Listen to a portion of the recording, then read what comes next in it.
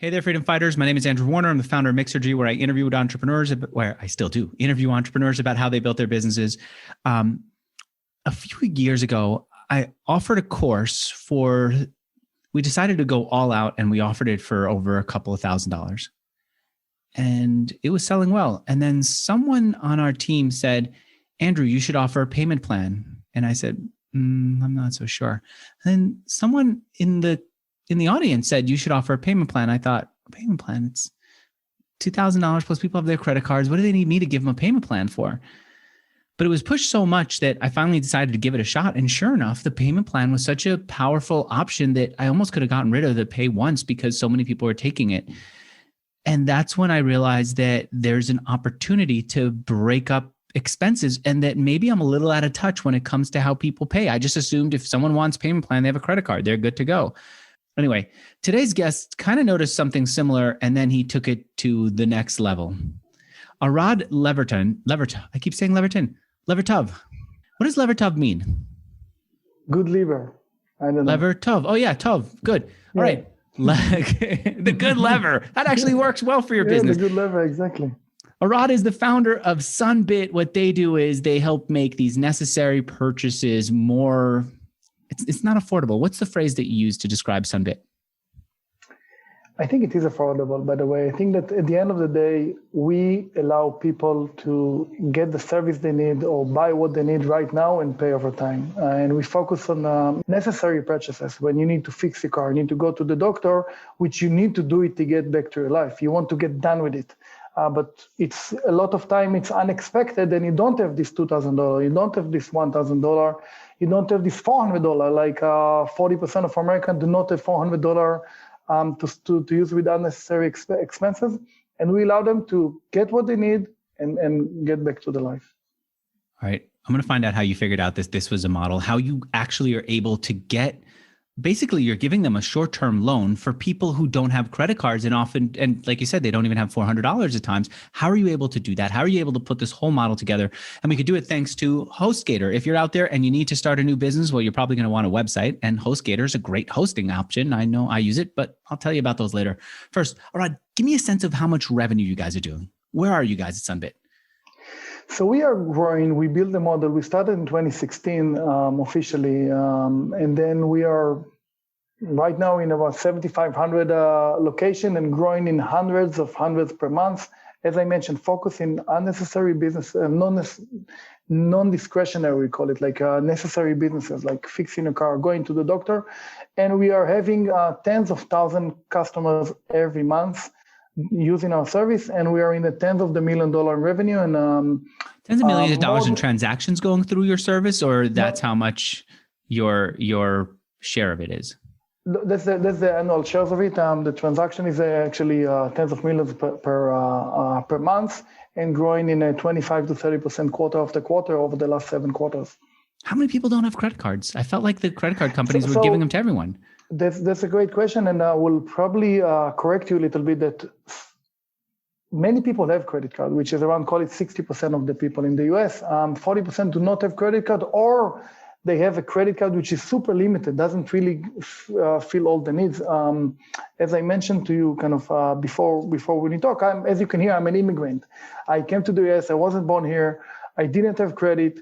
I actually went to buy groceries to my kids and then decided to apply for a credit card. And actually after 10 minutes, I got declined, which is humiliating. And this is at Costco? This happened at Costco. You had a job at the time? I had a job. What was your job? I was a strategy and operation manager in a company, in a lending company. In the lending company? Yeah, I was making good money. And then I said, okay, it's time for me to get a credit card, right? Because I deserve a credit card. Why not? So after coming to the cashier, and I know if you've been to Costco, but it's always cost like $300-400 when you go there. With 3 of my kids around me, asking me certain personal question: how much do I make? Where do I live? Wait, they don't ask it. Don't they just give you a form? You fill it out?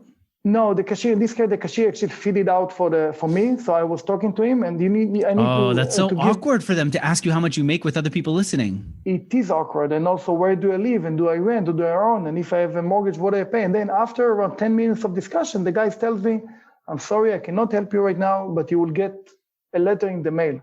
They say, so, okay, so what I do right now with what I need to buy, you have to find another way to buy with this. And that happened. And apparently 50%, which means 1 out of 2 people that actually apply for a credit card in store is getting declined. And then it's getting declined. And by the way, the people who do get the credit cards, they pay high fees, they pay over interest, they pay like a lot of payment that are not transparent. So that's when I realized that, and as I mentioned, I was working in the lending company, and eventually people take loans to buy stuff, right? I mean, they don't take loan to put in savings, right? It doesn't make sense. So they take loan to buy, either to pay for necessary purchases or for other stuff. And I realized, why can't we just cut all this middleman and give the people the ability to buy now and pay later in the store and do it for everybody in a low rate and full transparency. Again, coming from outside of the US, I couldn't believe that 50% of the people get declined, and the people who get approved actually not necessarily get a great rate. So I went to investigate. I went to furniture store. I say, it's actually happening in furniture store. I went to talk to mechanics. I say, it doesn't work. There is issue in mechanic. You just went into mechanic and you said, hey, are people getting turned down for credit? No, what's the question you ask?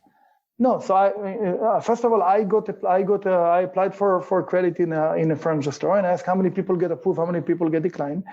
I set up a time with my partner and said, okay, let's go meet in another furniture store and see what is the process.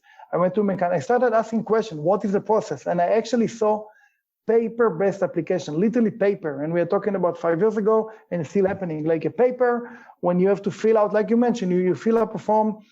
It takes 10 minutes, and then you need to give it to the cashier or to the doctor or to the mechanic, and they need to put it in the computer, which is another 10 minutes, and then 50% of the people get declined. I look at statistics, I saw it, and then I realized it doesn't make sense. It's one thing to get declined in front of your banker, or you are at home alone when doing online, which is not fast, it's not fun at all, but when you do it in front of your doctor who knows it since you were a kid, in front of your mechanic, it's humiliating not only to you, but also to the other side. Was there a thing where doctors were filling out forms for people like that? Credit applications? This existed before? It is existing right now. I had no idea that this existed. When you go to the dentist, right? You go to the dentist, maybe now, many times it is a paper form, but sometimes I call it, they put the form in the computer. The process is the same. Yeah. So you sit with your dentist, and maybe it's not the dentist, maybe it's the payment coordinator, which is the receptionist. And then they tell you, hey, Andrew, how much do you make? Whatever, all these questions, because you need to have the root canal, which costs $1,500. And then 5 out of 10 will get declined, or sometimes actually 6 out of 10 will get declined after 10 minutes. And what would the customer do? The customer will just walk away. I had no idea this was going on. Did you know this was going on because of your previous experience at, what's the company, Innova? So I knew this was going on because I was one of these, right? Because you got declined at Costco. And then I realized that my previous company, that's what they do. They give loans for people who don't get credit cards. But for me, as an immigrant, I was 30 when I came to the US, and I didn't have a credit. So it took me a while to build the credit. Credit history. I actually I was a subprime customer, then I was a near-prime customer. Now I'm a good payer, so I'm a prime customer. But you're saying because of the work that you did at your previous company, you were the COO, Chief Operating Officer at Innova, which gave loans to people. Is that how you understood that there are people who can qualify for loans, who can pay off those loans, who are still not getting it? Is that like, how did you know that this was an opportunity worth pursuing? That's great. So I saw the problem, right? I saw the problem because I got declined. And then I realized that there are companies that give loans to these guys, but also the credit card companies. I mean, I realized I started getting a lot of mail from credit card companies, and I'm sure everybody gets it. Or you get pre-approved for credit card, right? You get it in the mail every day. What you do is 999 out of 1,000 people actually go and throw it to the garbage, right? But the credit card companies, there is a reason they do it, because both Innova, which gave loans for people that are not qualified for credit cards, and credit card company pay a lot of money to acquire customers. They pay sometimes $500 just to get the customer in. And what does it mean? That means that their lifetime value of the customer will be more than $500, right? They need to make more money on this. But this $500 is the waste. It doesn't go to the value to the customer. It doesn't go to the company. It goes whether to the advertised company. So here's what I'm understanding.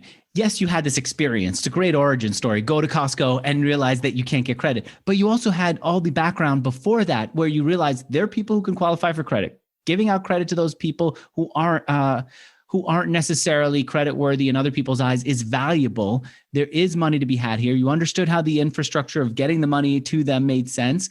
And you said, I think I see a way to cut out marketing expenses. We don't have to send out all the mail that is wasted if we can catch them at the store with a product that's better than credit card and give them a higher yes rate than credit cards. Exactly. Yeah. Okay. I'm definitely being very anal. I see how all this collides in your mind. It all came together. And I would just push one more thing on one thing that do it. We have customers that are not only those who don't qualify to credit card. We have many customers. Actually, the majority of the customers, they do have credit card. They have credit cards, but they pay so much money for the credit card, and they rather manage the expenses and be more transparent with us. Because we, as you mentioned, we save this marketing money. We help the merchants to work with us. We give them value. We allow them to sell more, and we get the customer. So it's a win-win. Win for the merchant and win for the customer, because we give value for the merchant by allowing them to sell more, and then we don't have the marketing cost, so we can give lower cost for the customer. All right. This makes a ton of sense when you talk to me like that. All right. Who's the co-founder? So we are 4 co-founders. Okay. I'm the founder. We have Tal, which is a childhood friend. He's the head of sales. We are here in Los Angeles. We had 2 additional founders, which I knew for many years. One is Onit. She is the CTO. She was worked with me almost 20 years ago at Intel Electronic as a developer. And then Professor Tamir, which is the head of data science and machine learning in the Technion, which is the equivalent to MIT in Israel. He's in charge of the data science and artificial intelligence and machine learning that allows us to make this decision for these customers. All right, you get the team together, and I think it was just you and Tal, your co-founder at first. Am I right? Who decided you were going to walk store to store? No, it was all 4 of you. Yeah. No. 2 of us went to store to store. Yeah. Yes. The other two build the infrastructure. Okay, so it was still the 4 of you in the beginning, but you decided we're going to go store to door, talk to different merchants, see if you could put it in. And from what I understand, at first you thought it was going to be the local retailer. And in fact, you walked into this one boutique with your wife in this case, and how many kids do you have, dude? Now I have 4, but I think this I already have 4 kids. Yeah. All right, impressive. So you go in there with your wife and 4 kids, and what do you say to this boutique owner? No, so this boutique owner, it was funny. I went to see, and we didn't have the product. We just had like sketch of the product. Tal and I went first, and I wanted to target places where when I walk in, I may see the decision maker, right? Because you don't want to big chain that say, oh, it's cool, but I don't know, go talk to corporate, right? And this lady is called All That and More Boutique, based out of here in Culver City. She loved it. She said payment lane is good. She said her customers actually use layaway. Do you know what layaway means? I can't believe that people still use it. My dad used to own these stores in the hood or sell to them. It was because someone couldn't afford to pay $10 for a sweatshirt. They would then put $2 down and keep paying their money until they hit the $10, and then they get the sweatshirt. And then they get the sweatshirt, right? So it's true. Like, people still use it. And now say, why do you do it? Let's get the Sunbit, get the sweatshirt now in your case, and pay over time. So she loved it. She gave us the opportunity. We started working with her. She was our first merchant. Then we collected different merchants. We tried to understand which vertical it will work best. But before we go to the verticals, at that point, she is selling something. She needs the money in her account right away. Was it you taking your own money out of your bank account and sending it to her, wiring it to her, or is it an IOU, or what? How do you work that out? We invested. You personally. We invested money. We'll come back into your store later this week. We'll give you the cash. Yeah, no, we gave the money automatically from bank to bank account. That's what we did. Okay. Right? We gave the money the next day. She got the money in the bank. So you weren't working with a lender yourself. This was you personally taking on the risk of the people who came into the store. We take the risk from our own money. Even in the first boutique. We didn't have any investment in there. Did you have any credit checks? No, we did, of course. When the first boutique, we checked the customer. We look at the customer. We start building the model. But we didn't have data, so we made some guess based on my, some history and some knowledge. But we made some guess. But then we said, let's do it. It's the first customer. You need to get the data to start working on your model. Arad, one of the things that I love about your website is as soon as I get to it, I see an iPad, not a piece of freaking paper. You're right. How many times do you get an application for credit on a piece of paper? It's such a ridiculous thing to do because I'm not used to typing on paper. I make mistakes. You see, I even say typing on paper. We make mistakes. So you created the app on an iPad, gave it to her. She puts it in front of people.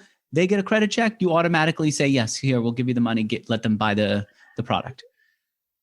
That's how it worked even version 1. Soft credit check. We actually, version 1, we get the data, and then we use a lot of data to make the decision, not based on the credit check, but the customer doesn't even need to fill an application. We just scan the back of the driver license. And if you look at your driver license, you will see that on the front, you have your name, your address, your date of birth. So basically, we use this to automatically fill the application for yourself, right? You could do that, and you check to make sure this works in every state. How did you make sure? You nailed it. So when I was thinking about the idea, I started calling my friends from different states, show me a driver license, see if it's working. So I actually scanned, by the way, but it does work in every state. We checked it. There is a code. If you look at your driver license, I have it. What can somebody get from that? My first name, last name. Did they get the credit card? I mean, did they get my date of birth from it? Everything you have on the front, which is the date of birth and the Dude, so address. Anyone who wants to get my contact information, instead of putting a form in front of me, they could just scan that card. Correct. You can see there is a tick barcode in your on the back end of your driver license. This is the information that you have on the front. That would be so good. I wish more people knew that. 90% of the state, there's some less information, but in general, that's what you have. Yes. Okay. Well, that's phenomenal. I don't know why it bothers me so much when I have to fill out my name and date of birth and all that. All right, that makes a ton of sense. I'm with you now. You then go in, it starts to work, and still today you're not selling to boutiques mainly. You were starting to tell me how you figured out who this would work with, who Sunbit would work with. How'd you figure that out? What was that problem? So we try to see which verticals are the right verticals and try to just really walking in Los Angeles, like walking and driving, getting into places, because you want to be in a place that from one hand, it's a few $100s, right? Because it makes sense to split it over payment plan. From the other end, it's not like a huge purchase that you spend like $10,000, $20,000 that you have the time to sit and to negotiate with the seller. So because our process is so fast, and within 30 seconds, we approved 9 out of 10 people, we wanted something that is high velocity. And then we got into my partner Tal. He went to a repair shop here in Toyota, and actually he bought a car. And then they offer him financing. But then he said, "Okay, what's going on? What about if I need to fix my car? What do you have?"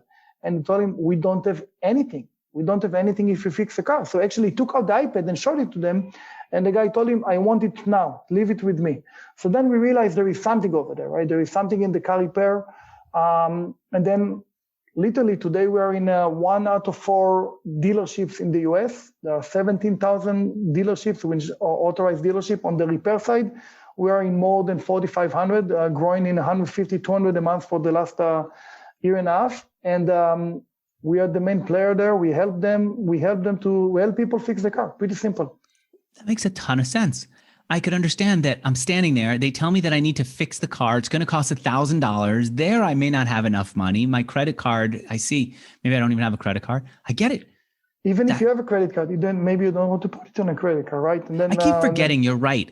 You know why I don't pay attention to it? Because I pay off my credit card every month. It automatically gets paid off. You do, but many of the people that do have credit card. I'm not talking about the who don't have. They carry balance. That's how the credit card companies make money. You're absolutely right. I'm blind to it because I don't personally experience it, and it's staring me right in the face, and it makes a ton of sense. So I'm not coming at you and saying this makes no sense because of me. I'm going, how did I not realize that I am dealing with credit in a different way than most people? Of course it makes sense.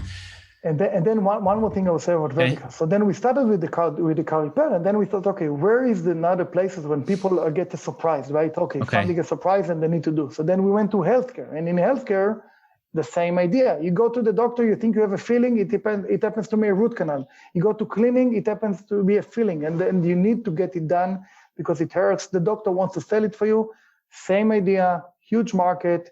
These are, I call it the non-sexy vertical, but the vertical that everybody has. Everybody that drive a car, go to the doctor. And also, we are pretty strong in eyewear, in repair, eyeglass. You go, you need an eyeglass. Over there is interesting. It's usually eyeglass cost maybe $300 or $400. So it's not that expensive. But many times people want to buy the second pair.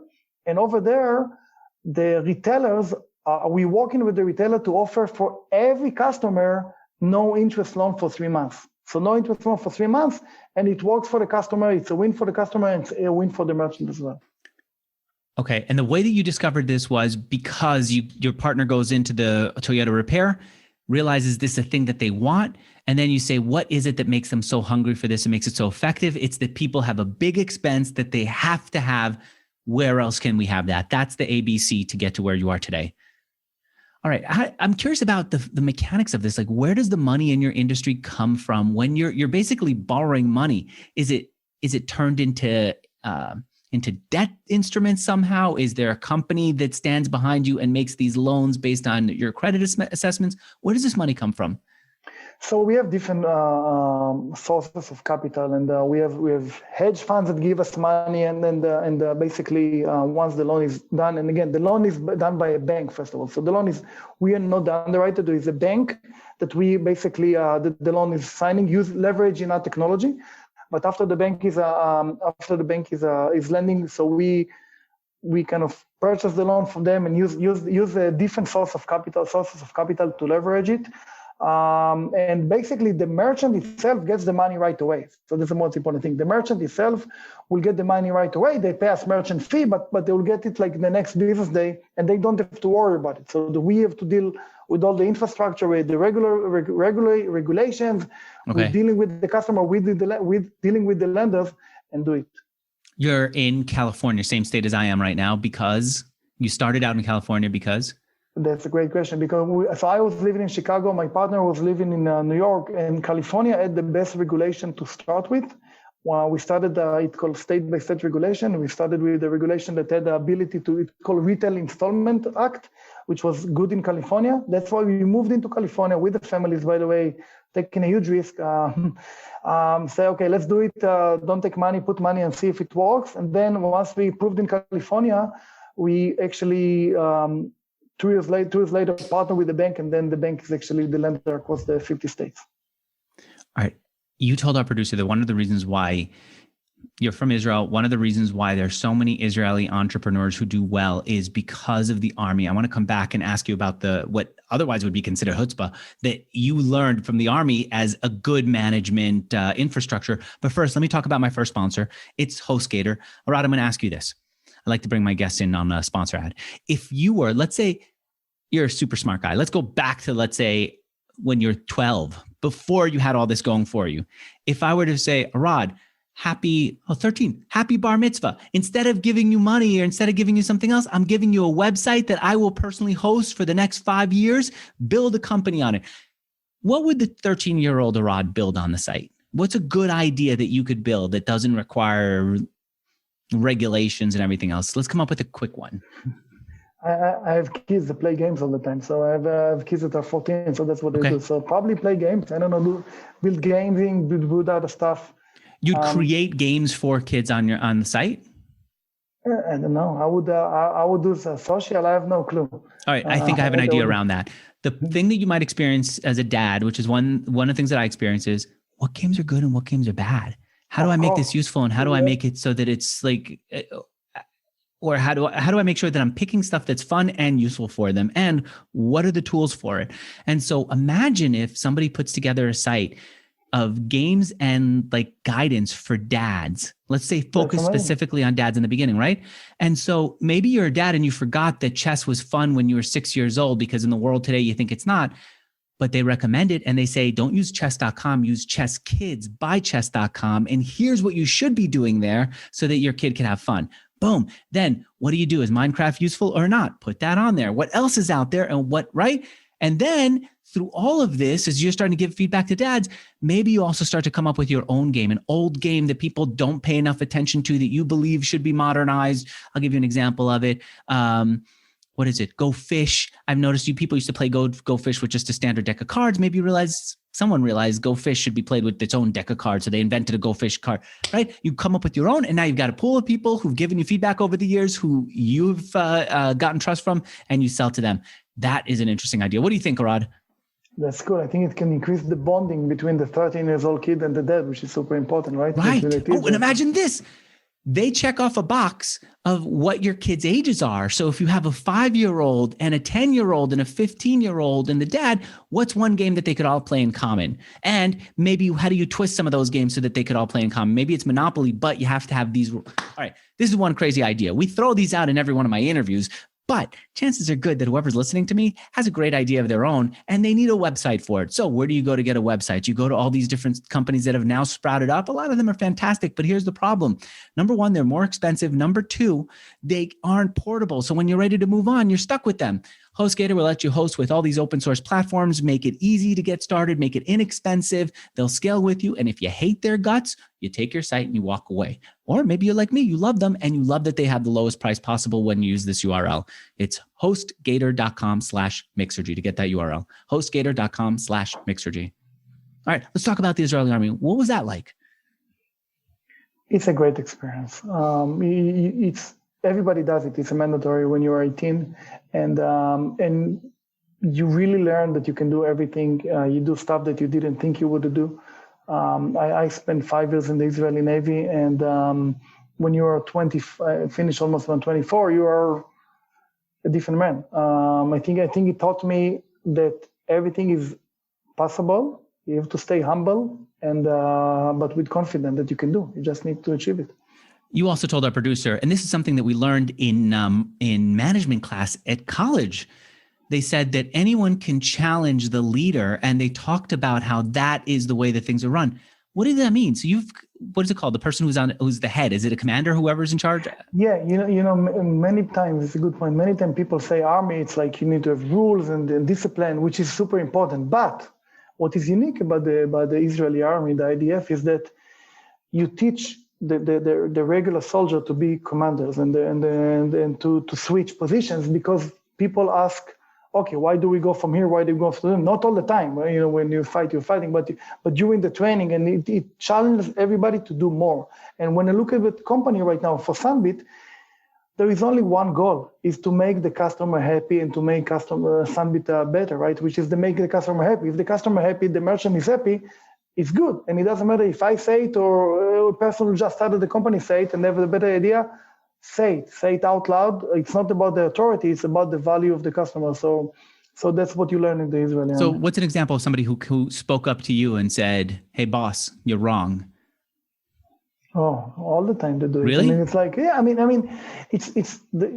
you hire, look, we started as I said, we started like 4 people when I'm kind of myself and calling the other people. And now you have more people. Now we have training. We're heading many stores all the time. And they told me, no, we need to do the training this way or that way. We need to go and visit the store. We need to you cannot train them online. You cannot train the mechanic online. You have to go there and to be with them and to really shoulder to shoulder to do it. So let's build a strategy around it. I didn't think about it when I started, because you remember my background is from credit and I got declined. I didn't think about working hand to hand with the retailers, but we built it. And now one of the things that we are doing, I'm so proud of, is the fact that we have great support for our merchants and retailers that work with them hand to hand to help the customer. So this is something that came from one of the employees. What's an average interest rate? So many of the customers actually get 0 interest rate, literally 0, like because the merchant actually take the risk, right? So instead of paying $100 to the merchant, we'll pay 95 or 93%, but the customer will get it at 0. And when you look at the average interest rate, you need to differentiate between the prime customer, those who actually get credit cards. So for those, if we basically cut at least by 40-50% of the cost. So if your credit card, if you look, you pay everything up front, but if you look at your statement, you will see that your interest rate will be probably 20-25%. For us, you may get a loan with like 10 to 15%. For those who do not have credit card, who get declined for credit card, they go to something called payday loan. I don't know if you heard about this term, but this goes to 400, 500, and 1,000% annual interest rate. And what we will charge them maybe high 20s. But it's like 10 times cheaper than what they would get from otherwise. So we thrive to say that each customer will get a better offer from Sunbit compared to what they have in the wallet. All right, I understand that. In the beginning, that money was coming out of your pocket, right? You then get to Arizona after California. Now you're expanding. And at that point, you went to look for a bank partner. Roughly how much business were you doing month to month before you went to get a bank partner? So relatively not a lot. We had probably 300 to 500 stores. I mean, at the time that we talked to bank partners. So what does that mean? $500,000 in sales that you're... Yeah, maybe one and a half. And you guys had, between the four of you, $1.5 million to shell out every month? No, we did raise money. You raised money. How much? Yeah, before you got a banking partner, you raised money? Yeah, we raised money. When we were only in California, we raised money. How much money? So we raised, I think, $13 million between the seed and the round A, which is a relatively big amount, because you need to build the infrastructure, right? You need to build the one. You need the salespeople. Two, you need all the regulation and then the legal. You need to make sure it's all 100% kosher, because you want to be clean. So we raised this money, and then I think somewhere around 2018, we raised another $10 million. That's where we exactly negotiated with the bank, and then we got the bank sometimes after that. Okay. How hard was it to get a banking partner? So since we knew this is something that it has to be right from the beginning, we built it right. It just takes time. Not everybody works fast like a startup. It makes sense, right? So it just took time, but we did it right. We had a great partners. We have a great bank that works with us, and we like it. Lending Club's situation impacted you. What happened with Lending Club, and then what impact did it have on you? Many of the of investors, sometimes they follow the herd, right? They follow the industry. And what happened in Lending Club in 2016, they had some internal issues that actually dropped the valuation from, I think, $7-8 billion to, at that time it was maybe sub $1 billion valuation, and it put the entire lending industry that used to get a lot of money from venture capitals at risk. So many VCs didn't want to invest in lending, and we needed money from VC. So we had to find people, and we're lucky to find people who are super happy with our investor that actually think, yes, I know lending is not great right now, but here they're building a different model. Remember the story about the marketing. What they're building is something that will add value and will not cost a lot of money eventually. Yes, we need to believe that they will go to the stores and they will be able to get the loans, but we believe in the team, and that's why we found our great investor that are still there, since 2016, 2017, still with us. Who's the investor? So we have three main investors that are leading the round. One of them is Chicago Ventures that came from Chicago. The other one is Group 11, which is a local group here in Los Angeles, which is focused on fintech, which both of them been with us since 2016 and 2017. And then we have Zev Ventures, which is based out of Silicon Valley, which joined in 2018 as a great investor, and they're still with us and leading the rounds. And you recently raised $130 million. This was like weeks ago, I think, right? No, a few months ago, 2 months ago, yes. May, I think, is when I saw the announcement. Yep. $130 million, and now you're officially worth more than $1 billion, a unicorn. Unreal. Why are you not? You're not even smiling as I say that. It's not. Because I'm focused on the value that we need to do. It's just it's great. It's a great sentiment from the investors. We got it from internal investor. We got external investor like insurance companies that came to join and led this round, which is a great. I mean, we're super excited about it. It's a great recognition of what we did so far. But there's so much more we can do. So much thing we can do. There's so many customers in the US and in the entire world that needs our service, and it just puts more pressure on me and then the team, which is great. What's your process for getting new merchants? So we have multiple strategies, right? It all start with boots on ground, like it's actually people going in and seeing the store owners. People going in, showing the iPad, and we call it the magic trick. Give it like 30 seconds, show that you can scan everybody and approve 9 out of 10. So that's what we do. So we have people right now as we are speaking. We have people running in the entire country. that actually selling. We also have people that training the people after it. So this will start with this. But then when you're growing, we also have partnerships. So we have partnership with the big OEM, like with Honda, with Kia, with Nissan.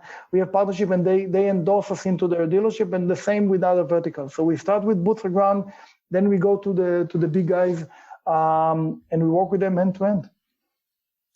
And what happened to COVID when a lot of these locations were shut down and they were definitely not eager for someone to just walk in?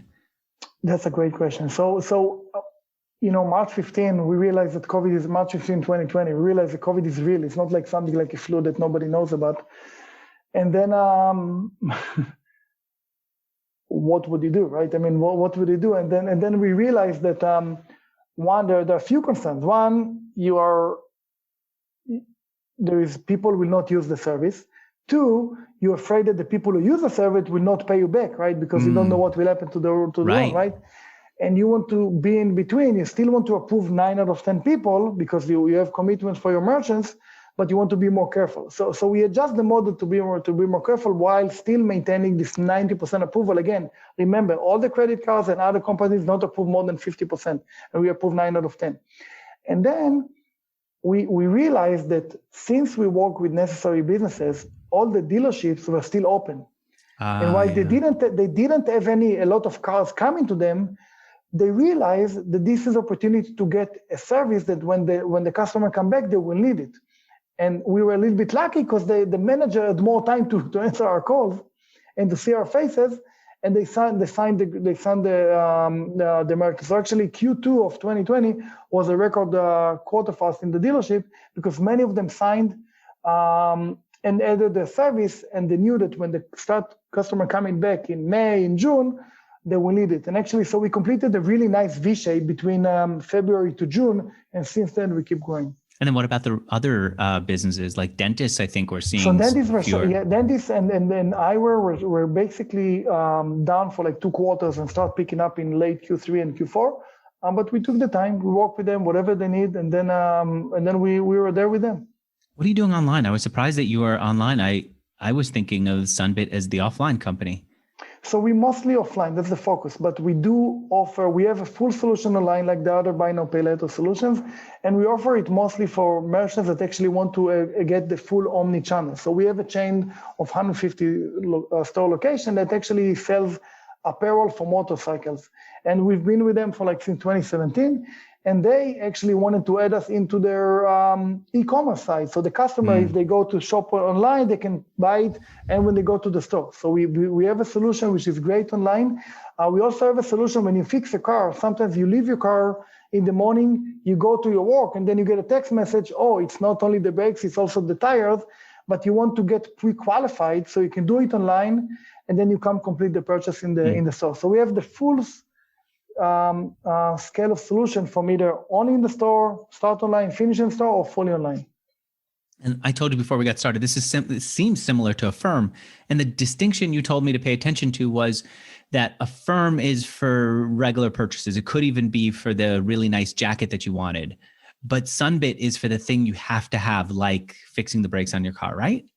I think that firm and the other companies are doing great job in bringing in the buy now pay later to the e-commerce, to what we say nice to have things. When you buy a jacket, when you buy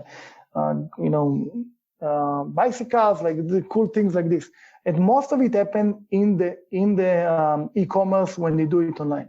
What we did, we build it. The same idea, we build the same technology, which higher approval rate and different level into the real life, which mostly happen in the stores. All right, let's close it out with this. Why Sunbit? How'd you come up with that name? That's a great question. So we were looking to find something that rhymes with credit and debit, because we knew we want to develop a new payment method, which is kind of hybrid between debit to credit, right? You give credit, but you collect it automatically. You collect it automatically like a debit card.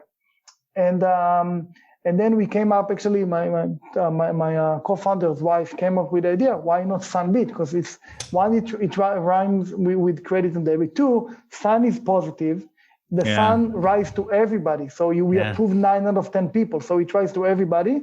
And there is a bit, which is Mist Technology. And now we said you can pay bit by bit with Sunbit. We are super happy about the name. The logo, if you see, there are 12 kind of pieces, which reminds the 12 payments. And now we just need to get it out there. And you take it out of people's bank account directly? So when they complete the transaction, they also scan the debit card. And they basically pay down payment and allow us to authorize the debit. So they don't have to worry about it. Don't have to think about it. All right. I like the simplicity. I just freaking love that you could scan a driver's license and automatically pick up all the data you need. Exactly. All right. It's also, the idea is to be super simple for the customer and super sophisticated in the back end, that each customer will get the best offer that they can. All right.